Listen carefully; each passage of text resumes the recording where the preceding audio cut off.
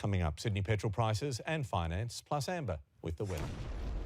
Thanks, Pete. We are in for a hot night before a southerly buster moves through, dropping temperatures dramatically. At the earliest, it's expected just after midnight, but it could be as late as 5 a.m.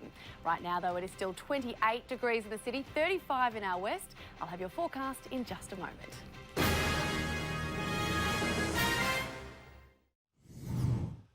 To finance and strong gains on the share market today, the All Ords putting on more than 94 points. Our dollar is buying 72.63 US cents or 89.26 Japanese yen. The average petrol price for unleaded, $1.21 a litre, E10 $1.19. Here's Amber.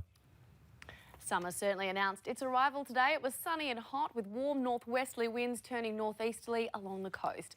That sea breeze meant the city was 7 degrees cooler than the west, but it still hit 33 degrees. Campbelltown and Cronulla reached a top of 38 degrees. Liverpool and Parramatta saw a top of 39, while Penrith was the hottest place in New South Wales today, hitting 40.5 degrees. Now that heat was felt right across the state with storms in the northeast and the northwest, tracking as far south as the Hunter Valley, with reports of golf ball size hail south of Lismore.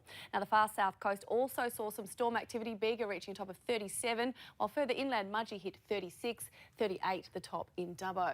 Tomorrow a front will bring blustery showers and a cool change to Victoria, Tasmania and into New South Wales. But if we take a look around the country, Brisbane could see a storm tomorrow, 30 degrees, 22 for Canberra, fine and 17 in Melbourne, partly cloudy in Adelaide, 22 degrees and a warm 36 for Perth. Around New South Wales, the cold front will affect the south of the state, dropping temperatures right down, possibly even bringing a light dusting of snow across the snowy mountains. But it will take the day to travel up the coast, so northern New South Wales will still see tops in the 30s before that southerly change eventually arrives around 5 o'clock tomorrow afternoon. Coastal areas could all see a shower or two, those storms persisting in the northeast, while inland areas will be mostly sunny. In Sydney tonight, we will have to wait until at least midnight for that cool change to hit, but when it does, southerly winds will gust up to 60 to 70 kilometres an hour along the coast.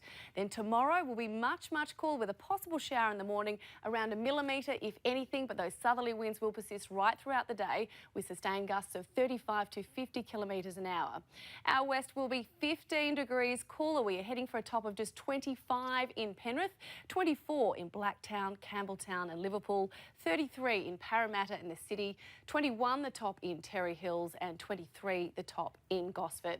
So looking ahead, Thursday will remain cool and cloudy, 23 degrees, staying fine on Friday, 24. This stage, the weekend is looking great, fine and mostly sunny with tops of 26 to 27 degrees. In our west, it will gradually start to warm up again after tomorrow's cool conditions, reaching 26 degrees on Friday, warming up to a sunny 31 degrees on Saturday, 32 on Sunday before we see more extreme heat early next week, reaching 35 again by Monday, Pete. Thank you, birthday girl. Happy birthday. Thank you.